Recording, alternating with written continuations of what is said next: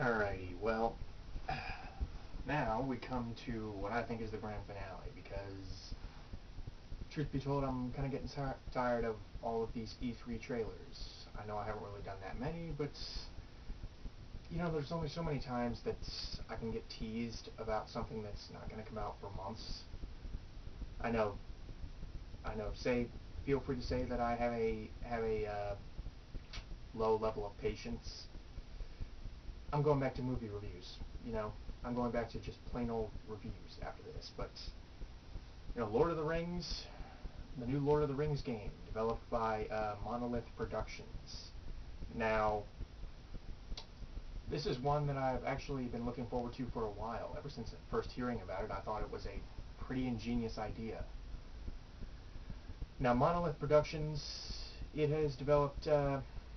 It's not a complete A-list developer, but it's also not a complete team of hacks either. I mean, they developed Fear and Fear 2. They developed Gotham City Imposters. They developed Guardians of Middle Earth, which, in retrospect, didn't really go over so well, but they're not a completely talentless developer, so honestly, this can go either way. Um, in terms of whether or not the game is good. However, the premise of the game is that you are a Gondorian ranger, presumably an Athelian ranger named Talion, and it's set in between the 60-year gap between The Hobbit and The Lord of the Rings. Talion has been assigned to guard the Black Gate of Mordor. However, his family is killed, and he is presumably killed, although he is brought back somehow by a wraith. Now, before you say anything, this is not entirely unheard of, or at least, if it's not a Nazgul wraith they're talking about, they could be talking about a wight from the Barrow Downs. But this type of ghostly entity is not new in Tolkien's universe. Sorry, it's raining outside. But the thing about this game is that not only do you have the stealth and combat powers of a ranger, but also you have all of these neat new abilities that come with being infused with these wraith powers. Like you can control the minds of orcs, and a big feature that they are boosting is, or a big feature that they're boasting, excuse me, is this new nemesis system. And it basically says, well, if the enemies you encounter, it's basically their way of creating this organic society of enemies, so to speak, because supposedly, any encounter you have with any orc that you let survive, they will remember. I mean, whether you let them get away, whether you burn them with fire, whether they kill you and you restart the game by being brought back to life by the wraith again. It's all of these encounters are apparently recorded in this learning artificial intelligence that goes into each individual orc. Whether it's a coward, a captain, so on and so forth. So already you have a pretty good idea in this nemesis system. Now set this in between the gap, or set this in the gap between The Hobbit and Lord of the Rings, with a free roam, with the ability to free roam around Mordor before it became the kind of desolate wasteland that it was before. It's it's a pretty good idea. However, I have to question this, because presumably Mordor did not just become a wasteland. I could be fudging a few details here, but I thought Mordor was a wasteland back when Sauron was first in power. you know, I mean, when he was fighting the last alliance of men and elves, wasn't Mordor already this wasn't Mordor already filled with ash and soot and dirt? I mean, I don't know, because I'm looking at some of these game screens, and there are these grassy fields, uh, there are these ruined forts. So I'm kind of questioning, this doesn't really look like Mordor.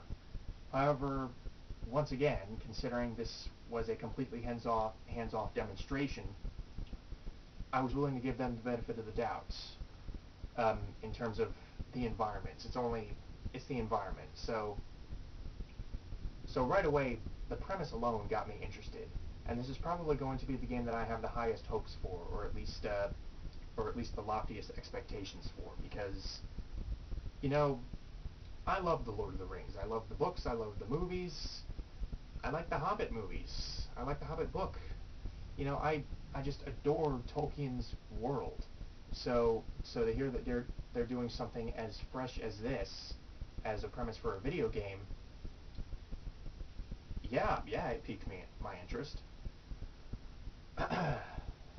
But also upon hearing that you will have kind of this personal vendetta against basically any orc you encounter, seems like a pretty advanced system, and one that I'm interested to see how it will play out.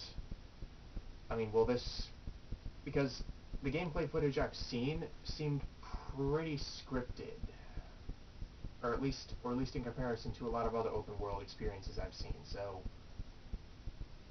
So apparently also, if you deliberately let an orc go after defeating him in battle, then that orc will eventually return at a higher level, and if you defeat the orc then you will gain more experience since the orc is at a higher level.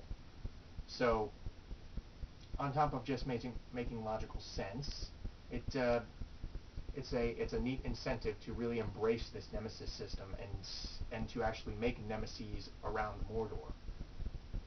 Um, and the mind control thing, the using the Wraith powers to control your enemies and eventually build this army, and have this ability to command the orc to do whatever you want. Try and assassinate its captain, or again, just to start a riot, or just this mass brawl, pit orcs against each other. It seems like a pretty cool series of systems. Now again, whether or not they will function as well as they sound, I don't know. I mean, I could easily see. Honestly, some of the gameplay footage kind of look like Viking Battle for Asgard, um, the game developed by, I believe, Creative Assembly. Yeah, it is Creative Assembly. I was talking about this just the other day when I was talking about Alien Isolation. But Viking Battle for Asgard, by its very nature, yeah, you could recruit Vikings to take villages, and there were an impressive number of NPCs on screen. But this game is boasting that these NPCs will supposedly have this kind of higher intelligence. And Viking Battle for Asgard was several years ago, like, I don't know, 7 or 8 years ago. So hopefully this type of system will have come a long way since then.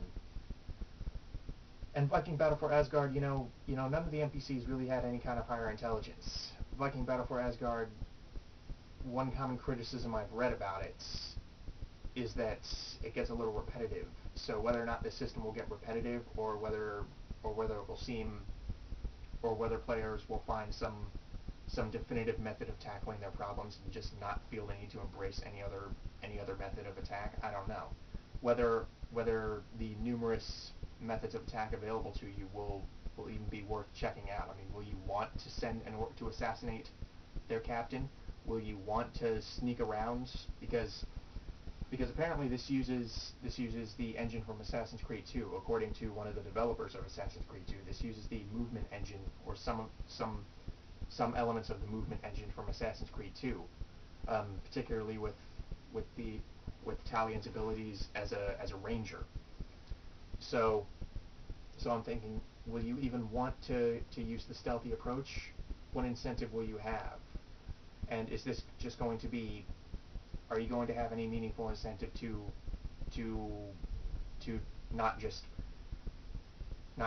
run in and kill everyone in one fell swoop? Because this apparently uses the same system, a similar system as the counterattack system from Assassin's Creed, or even more similarly, the counterattack system from the Batman Arkham games. So will that feel as refined with swords, or with this somewhat, I don't know, because I've seen the Batman system used in other games before, like Amazing Spider-Man 2, where it wasn't really handled very well. And from what I've heard, I haven't actually played this game, thank God, but Ride to Hell Retribution apparently tried to use Batman's system and failed miserably. So is it going to seem as refined this time around as it did in Batman's system? Will it just come up as a cheap clone, or will they do something new with it? How will these, I mean, how will these, what kinds of attacks will you gradually unlock as you grow more powerful, or grow more in tune with this wraith that has taken residence inside your body? I mean, will you get these magical abilities? I mean, what does having this wraith companion entail, or what does having wraith powers entail? So yeah, I'm excited. I mean, they're certainly promising a lot with this game, and so far the footage that I've seen, especially at E3, and particularly with the Nemesis system that seems to be at the forefront of the marketing, it seems like a pretty good deal. It seems like it could be a lot of fun. And like I said, I love Tolkien's world. I've liked a number of Lord of the Rings games. Really, my biggest concern is the fact that Monolith isn't exactly Monolith Productions isn't exactly a AAA game studio. I mean, from what I could tell, it's just kind of it's a little more esteemed than middle of the road. I mean, they're a reasonable game studio just based on their track record. So, I mean, they're talented, yeah. I mean, if their past games and the reception of their past games has been any indication, but do they really have the talent to pull off something like this, something as ambitious as this? Yeah, it sounds awesome, but again, like with any game, I have a wait and see attitude. But this is the one, as a hardcore Lord of the Rings fan, or a hardcore Tolkien fan, that I have the most hopes for. And please don't disappoint me. Yeah, I'm kind of a pessimist.